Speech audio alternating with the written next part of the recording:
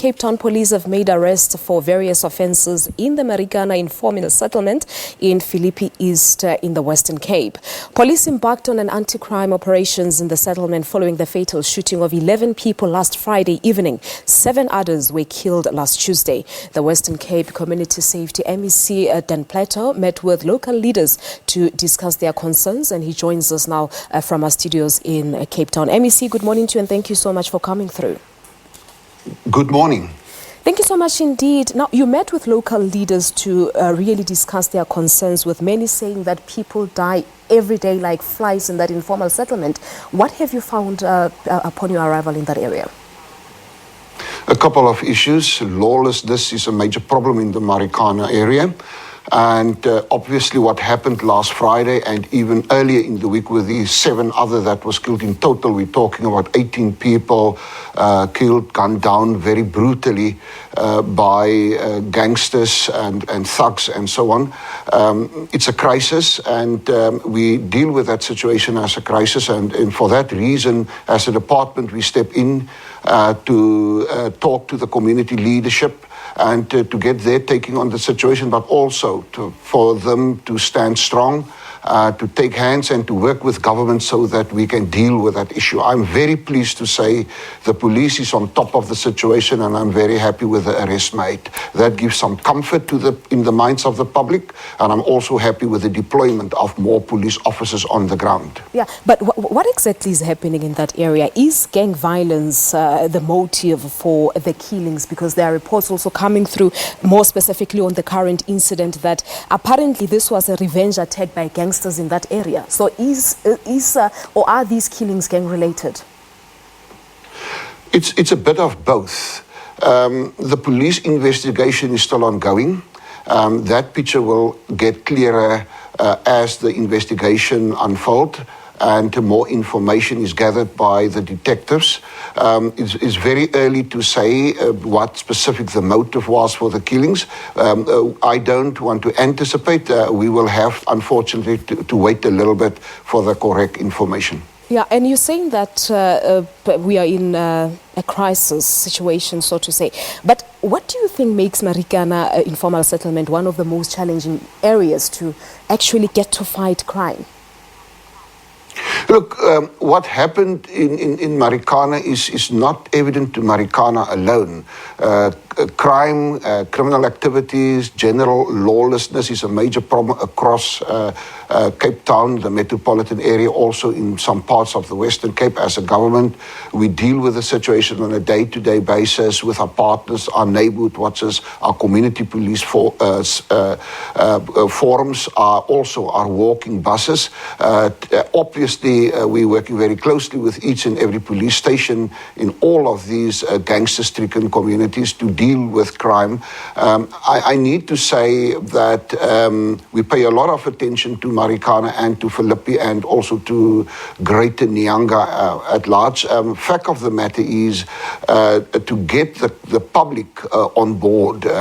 We have our reaching out community outreaches to deal with the youngsters. One of the issues raised by the community leaders, the meeting on Sunday, the meeting yesterday, is the fact that they are of the opinion that the youth is completely out of control. And that is why we're going to deal with the youth in a very dramatic manner, get them on board to try and talk sense in their minds, to try and change their behavior. But as a government, we will never be able to do it alone. We need the support of each and every community leader, but also the political parties. I'm also very pleased to say all the parties was present on Sunday, also yesterday. And if that is the manner in which we're going to deal with Marikana and Nyanga issues at large, we will definitely win the fight. And you say that police have the situation under control, and yet some residents have called for the deployment of the South African National Defence Force in the province. It looks like the communities have lost hope and trust in the police. That is the general perception. Looking at all the ongoing shootings across Cape Town, as I've said, it's not evident to Marikana alone. We've lost quite a number of people in Westbank, in Delft, in Kraaifontein. I think last month it was well over 20 people shot and killed in the Kraaifontein precinct alone. And that gives rise to the perception that the situation on the Cape Flats is out of control. But we will have to restore the faith and the trust in the police. That is the only force we have currently to combat crime, to arrest, to investigate. So we must support the police as far as we can, and we must bring police and communities much nearer together. I hope that the deployment of an extra 50 men and women in the Marikana area and Nyanga area will help to restore faith in the South African police services. Yeah, and we've also had the Minister of Police, Philippi East, announcing that a task team will be deployed in the Western Cape to assist with crime fighting. And this morning we're reading that the Minister is expected to visit the area this morning. Correct. I'm glad the Minister is visiting the area. He is the overall person in charge of the South African police services in the country. And for him to come and deal with that situation, I support that. And it sent out the right message.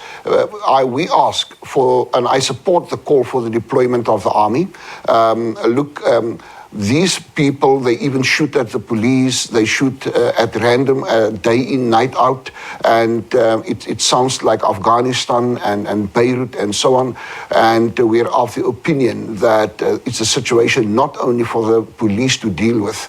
If people shoot even at your security forces, and I think the security forces need to act in a similar fashion, and that is what the public of the Western Cape, and specifically the public on the Cape Flats, what they want the government must do, and that is to echo their call for the deployment of the army in the gangster-stricken communities. Yes, it does indeed look like the situation is entirely out of hand, because I'm reading that apparently these gang members, they even force people to eat raw meat, they pour water on their beds, they force grandfathers to rape their own granddaughters. So the situation really needs intervention, and also the ANC calling for communities to take part and engage in this battling gang violence in that area.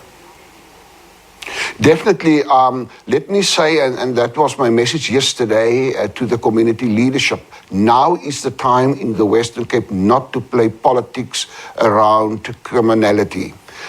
We need to take hands. A gangster gun don't ask the political party you belong to.